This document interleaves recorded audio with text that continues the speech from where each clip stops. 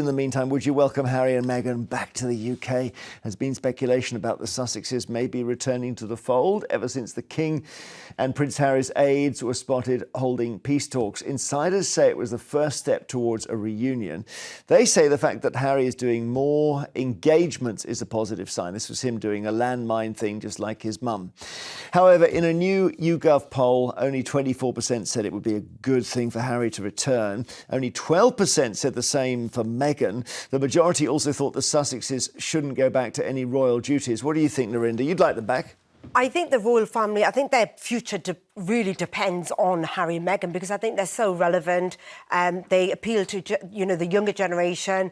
They work extremely hard. And I think they show, an inclusive royal family, a progressive royal family. Do I think they should come back? Absolutely not. As much as I'd love William and Harry to make up, look, if the Gallaghers can make up, so can William and Harry. And I think that any family, I hate when there's family rows and dramas, my family do, make up. I do think they need to make up, but I don't think this country is a safe place for Meghan or Harry. I think the racism that Meghan receives is despicable. And I think Harry's quite right to keep his family and his children safe from the despicable hate. Claudia, what do you think? Should they come back? Because we lost...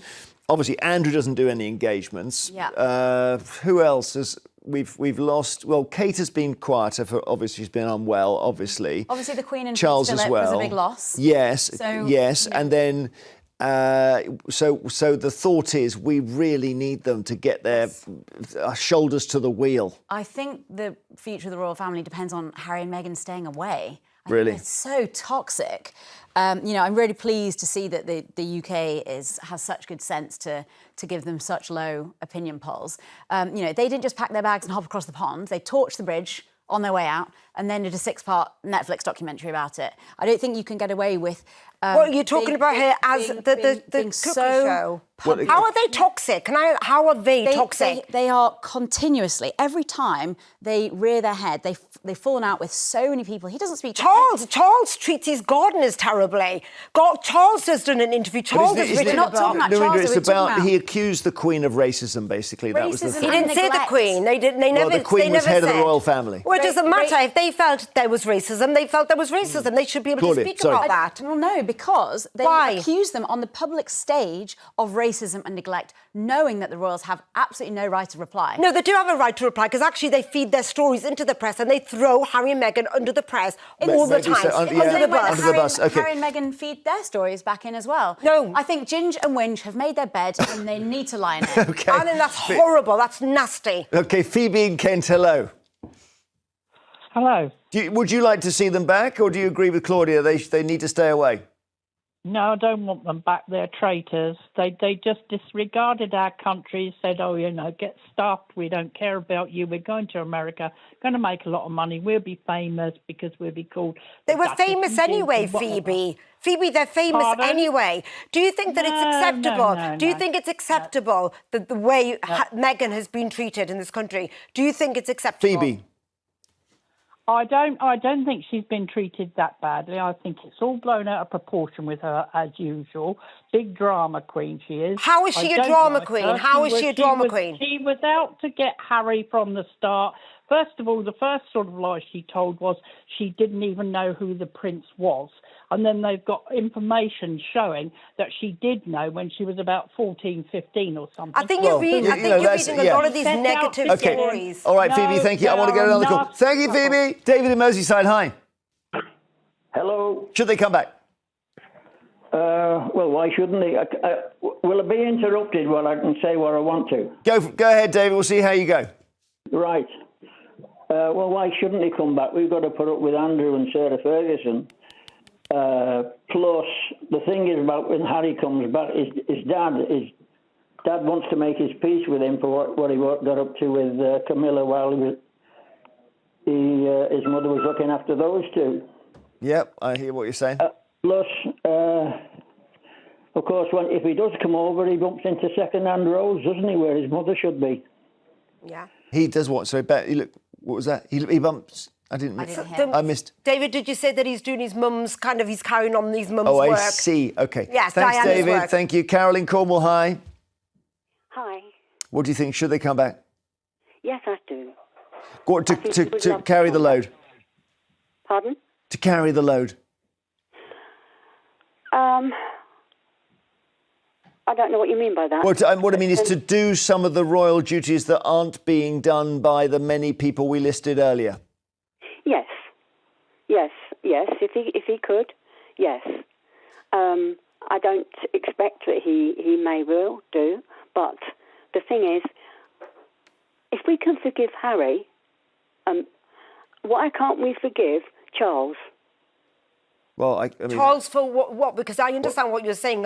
Harry seems to get a lot of betraying blame. Diana. Yes. Yeah. He had to marry Diana. He didn't really want to. He was in love with somebody else who he couldn't marry. And he had to marry Diana so that he could give heirs to the throne. Yeah. And once he'd done that, he didn't, without separate bedrooms, everything.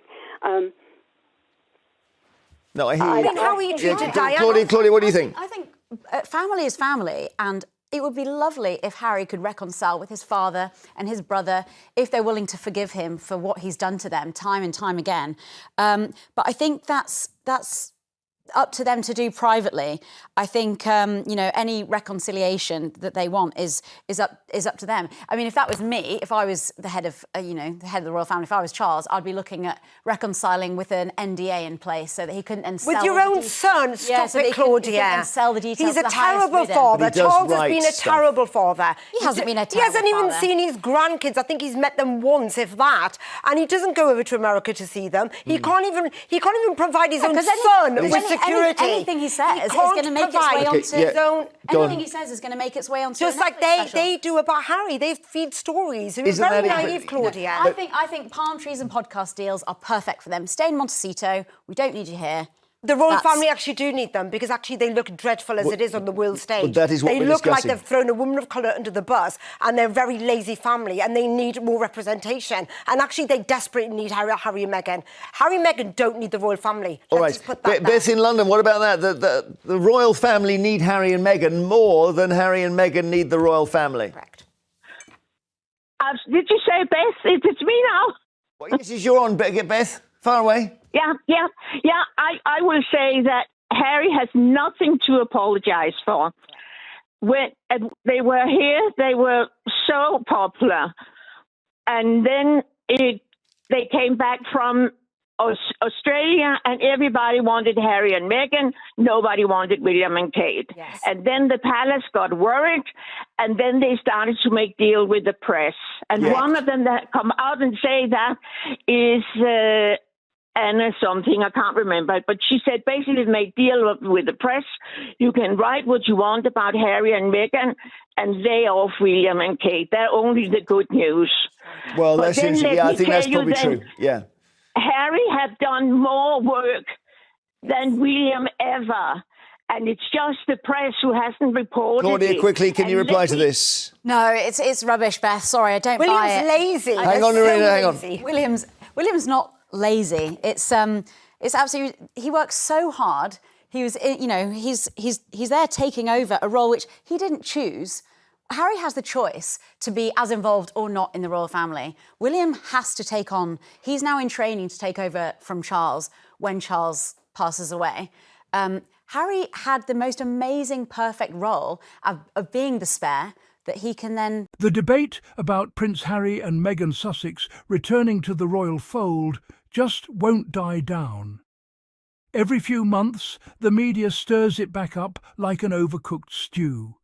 And this time, it's all about whether the Duke and Duchess of Sussex should come back to take on royal duties again. Apparently, sources close to the palace have whispered about peace talks between Harry's team and King Charles's aides. They say it's the first step toward a reconciliation. You know, the kind of peace talk that somehow always leaks to the press before it even happens. Now, some polls in the UK claim that only a small percentage of people think Harry and Meghan returning would be a good thing. But honestly, who are they asking in these polls? The same handful of tabloid readers who think Meghan personally caused Brexit. Because outside of that bubble, most reasonable people can see the truth. Harry and Meghan bring relevance, modernity, and global attention to a royal family that's starting to look like a faded photograph from 1952. One guest on a talk show even admitted that the monarchy's future may depend on Harry and Meghan because of how deeply they connect with younger generations. And that's absolutely true. The couple represents a forward-thinking and inclusive image that the royals desperately need. But here's the real kicker. Even she said Harry and Meghan shouldn't return. Not because they've done anything wrong, but because the UK simply isn't a safe or welcoming space for them right now. And let's be real, she's right. The racism and vitriol Meghan endured were disgusting, and no amount of royal PR spin can wash that away. Then, of course, came the critics. You know the type, the ones who say Harry and Meghan are toxic. That word gets thrown around so loosely by people who can't even handle being corrected on social media. One critic said the couple burned bridges and made a Netflix documentary about it. Well, yes, they did tell their story. Because when the palace and the press keep selling your private pain for profit, what exactly are you supposed to do? Stay silent? Smile for the cameras while they stab you in the back? Please. Harry and Meghan chose peace, not palace politics. And then came the typical callers. One woman said Meghan's a drama queen who planned to marry Harry for fame. Oh, please. Meghan was already successful long before Harry. She had a thriving acting career, humanitarian projects and her own platform. The idea that she trapped him is laughable. If anything, Harry's the one who won the jackpot. He found a woman who actually understands purpose, work and empathy, not just ribbon-cutting ceremonies. Another caller accused them of abandoning the country and making money in America. First of all, they didn't abandon anyone. They escaped a toxic environment that was clearly doing them harm. And second, they're allowed to make money. Shocking, I know. Working for your income instead of living off the taxpayers? How dare they? But not everyone fell for the negativity. Some viewers pointed out the glaring hypocrisy.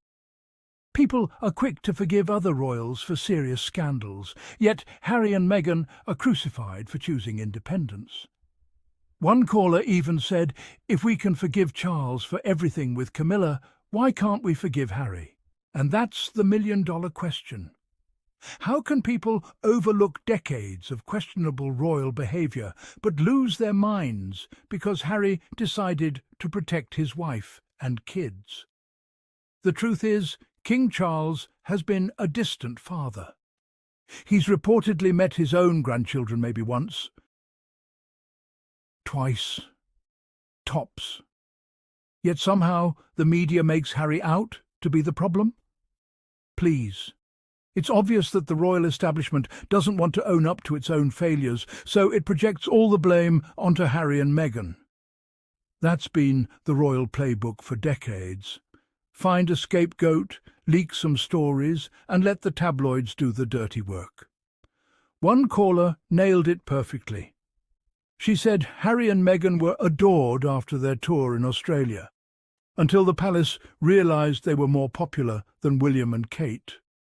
And that's when the smear campaign began. Leaks to the press, false stories, targeted headlines, all to protect the heir's image. Sound familiar? It's the same tactic they used against Diana when she shined too brightly. The moment Meghan began inspiring young people, empowering women, and speaking about equality, the palace got nervous. Because the establishment doesn't know how to handle strong, independent voices, especially ones who don't fit their outdated mould. And then came the most honest point of the entire debate. The royal family needs Harry and Meghan more than Harry and Meghan need the royal family. That's not just a hot take, that's the truth.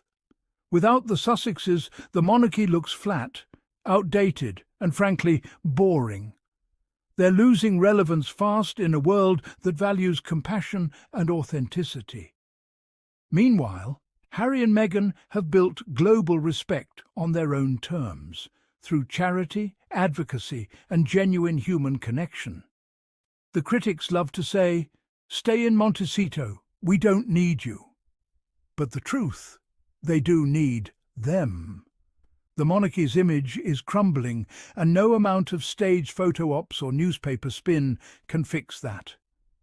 Harry and Meghan walked away with dignity, and they're thriving, building businesses, raising their kids with love, and using their platform to uplift others. The royal institution, on the other hand, is still stuck debating who leaked what to the tabloids. So, should Harry and Meghan return to the UK? Absolutely not. Not until the environment changes. You don't walk back into a fire just because the people who lit it claim they've changed. The Sussexes have proven they don't need crowns to make an impact. Their power comes from truth, kindness and courage, and that's something no poll critic or royal insider can take away from them. And let's be honest, the royals had their chance to treat Harry and Meghan right. They blew it. Now the couple is rewriting the royal rulebook from across the ocean, and the world is watching. The crown may belong to the monarchy, but the legacy? That belongs to Harry and Meghan. So, what do you think, Sussexes Squad? Should they return, or should they keep shining from afar? Drop your thoughts in the comments, and let's keep this conversation going. Don't forget to hit that subscribe button and turn on notifications so you never miss an update. And if you're loving this truth-filled energy, show some support by sharing this video. Because Harry and Meghan's story isn't just about royalty. It's about resilience,